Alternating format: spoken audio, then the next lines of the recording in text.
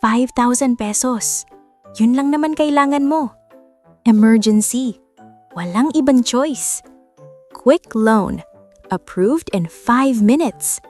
Perfect! Nag-apply ka. 5 minutes? Approved. 5,000 pesos dumating sa account mo. Salamat daw. 3 months later, 8,000 pesos na yung binayad mo. Pero, hindi pa tapos ang bayad mo. Paano nangyari yon? At yan na ba ang worst part?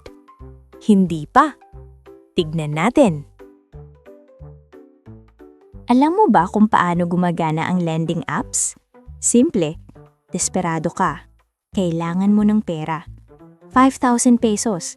Emergency. Medical. Bayad sa utang. Wala kang ibang mapuntahan. Tapos, makikita mo sa Facebook. Advertisement. Quick cash. Approved in minutes. No requirements. Perfect daw. Tapos, download mo yung app. Fill up form. Name, address, ID. Tapos, hihingiin ka nila ng permissions. Access to contacts. Access to photos. Access to messages. Para daw ma-verify ka. Okay, yes ka lang ng yes. Desperado ka eh. Kailangan mo yung pera. 5 minutes? Approved. 5,000 pesos. Dumating sa account mo. Salamat daw sa app. Lifesaver daw. Pero, alam mo ba kung ano yung napirmahan mo? Yung pinindot mong yes? Yung permissions na binigay mo? Yan yung trap. Eto na yung math. 5,000 pesos utang mo. 30% interest per month. 5,000 times 30% equals 1,500 pesos interest. Total due, 6,500 pesos. Pero afford mo lang magbayad ng 2,000 pesos. Saan napunta yung 2,000 pesos? 1,500 interest. 500 pesos principal.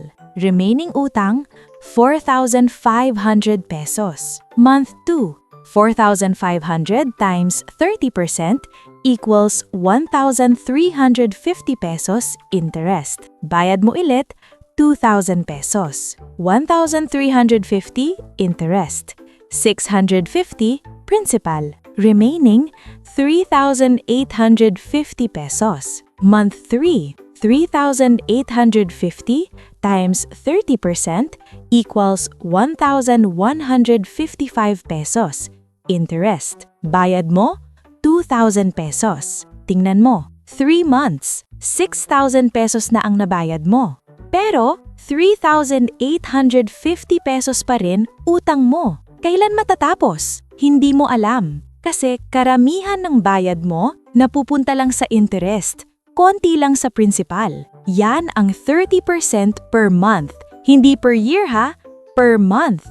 Pag annual percentage rate yan, 30% times 12 months equals 360% per year. 360%. Credit card mo, 24 to 36% per year. Lending up, 360% per year. Grabe, di ba? At yan pa lang yung interest. Wala pa yung iba. Alam mo ba kung bakit hinihingi nila ang access sa contacts mo? Sa photos mo? Sa messages mo? Para daw ma-verify ka. Para daw sure sila na legit ka. Totoo ba? Hindi. Ang totoo, yan ang collateral mo. Hindi yung pera, yung privacy mo, yung dignity mo. Pag na-late ka sa bayad, tatawagan nila ang mga contacts mo. Alam nyo ba, si Jaime may utang sa amin. Kahit boss mo, kahit nanay mo, kahit crush mo, lahat. Nakakahiya? Oo. Yan ang point nila. Gusto nila ma-pressure ka, na maghanda ka. Kasi takot kang mapahiya. Photos mo? Gagamitin nila yan. Bayaran na kung ayaw mong itosto. Blackmail. Messages mo? Babasahin nila. Ah, may side business ka pala. May pera ka pala. Kahit wala ka na. Alam nila lahat. Location mo? Alam nila kung asan ka. Nandito ka pala sa Intramuros. Pupuntahan ka namin. Scary. Call logs? Lagi kang tumatawag kay Andrea. Kaibigan mo yan? Tatawagan namin. Yan ang ginagawa nila. Hindi lang utang ang kinukuha nila. Kinukuha nila lahat. Privacy mo, dignity mo, peace of mind mo. At legal ba yan? Hindi. Pero ginagawa pa rin nila. Kasi alam nila, mahihiya kang magreklamo. Takot kang humirit. Desperado ka na nga eh. So saan ka pa pupunta? Ito yung mga totoo na nangyayari. Hindi ko ito ginagawa-gawa lang. Real stories to. Story 1. Late ng 2 days sa payment. Nag-post yung lending app sa Facebook. Picture niya. Name niya. Scammer, hindi nagbabayad. Public shaming. Nakita ng lahat. Boss niya, kaibigan niya, pamilya niya. Story 2. Late ng 1 week. Tinawagan yung contacts niya. Lahat. 50 plus people. Alam nyo ba, si ganito may utang hindi nagbabayad. Kahit ka-opisina, kahit ka-church, lahat. Story 3. May photos siya sa phone. Personal. Nag-threaten yung app. Bayad na kung ayaw mong itusto sa social media. Blackmail. Story 4. 50 calls per day. Messages every hour. Kahit gabi, kahit madaling araw. Magbayad ka na! Bayad na or else! Walang tigil. Legal ba yan? Hindi. Violation yan ng Data Privacy Act, Anti-Cyberbullying Law, Consumer Protection. Illegal lahat ng yan. Pero ginagawa pa rin nila kasi takot kang magreklamo. Nahihiya ka at alam nila yan. Kaya tuloy-tuloy lang sila kasi walang humuhuli sa kanila, walang nagre-report. Pero may proteksyon ka. May batas. May pwede kang gawin. Number 1. Data Privacy Act. Bawal nila i-post yung information mo publicly. Bawal nila i-contact yung mga contacts mo without permission. Bawal yung public shaming. May violation? I-report mo sa National Privacy Commission o NPC. May online form yan. Free yan. Number 2. Securities and Exchange Commission o SEC. May illegal lending apps na walang license, meaning bawal yan dapat. May harassment ba? May threatening? Report sa SEC. Number 3. Cyber libel. Nag-post sila ng fake info about you? May case ka. Pwede mong kasuhan. Number 4. I-screenshot mo lahat. Messages, calls, threats, public posts, lahat. Evidence yan. Huwag kang matakot. May protection ka. May rights ka. Gamitin mo. Pero Ate Karen, may utang pa ako sa kanila. Oo, pero hindi yan excuse para mangharas sila. Bayad ka ng bayad, pero legal dapat ang koleksyon. Hindi harassment, hindi blackmail, hindi public shaming. May utang ka, pero may dignity ka pa rin. Okay, nag-lending app ka na or balak mo mag-lending app? What should you do? If plano mo pa lang, wag. Seriously, wag. May better options ka. Option 1, Pag-ibig Multi-Purpose Loan. 10.5% interest per year. Read that again. Per year, not per month. Kailangan, may contributions ka na sa pag-ibig. Kaya kung meron na, apply ka.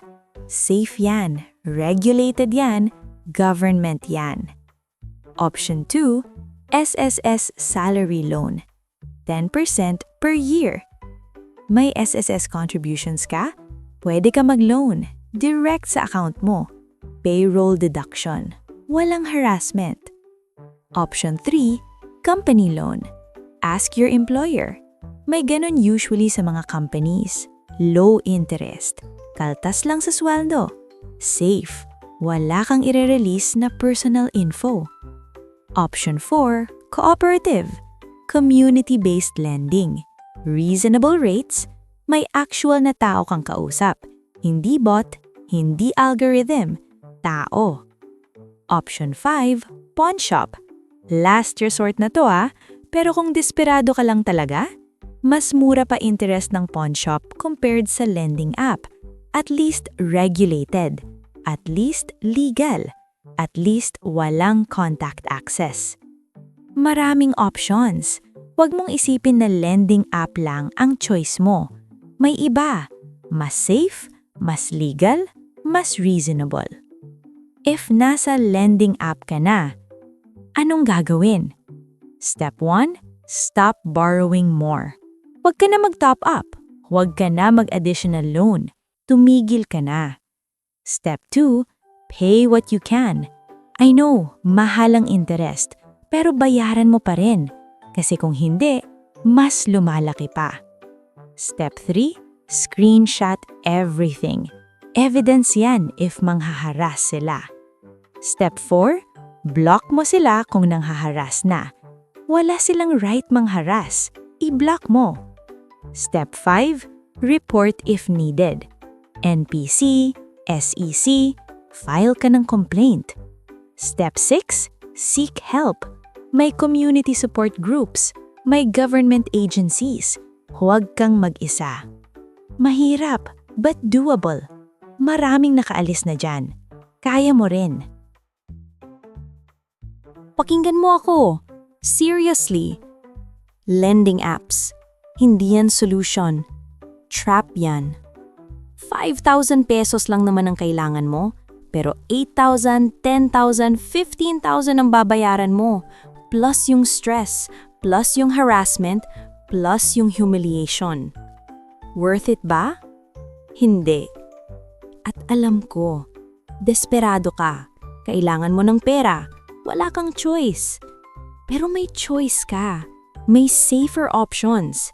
Pag-ibig, SSS, company loan, cooperative, kahit pawn shop pa. Mas okay pa yan kesa sa lending apps. Trust me. At pag nahulog ka na, may way out. Know your rights. Report harassment. May batas na magpoprotect sa'yo. Hindi ka mag-isa. May community to. May government agencies. May legal protection. Gamitin mo. Ako nga pala si Ate Karen. At kung natulungan ka ng video na to, mag-subscribe, i-like, at i-click yung notification bell. Share mo to. Baka may kakilala kang nasa lending apps. Baka may kakilala kang nagpaplanong mag-loan. I-send mo ito sa kanila. Baka makatulong. Baka makapagligtas ka ng isang tao. Bukas, may topic ako about GCash at Maya. Bakit ang daling gumastos pero ang hirap mag-ipon? Abangan mo. Hanggang sa susunod, protect yourself, know your rights. Ito si Ate Karen, caring for your safety.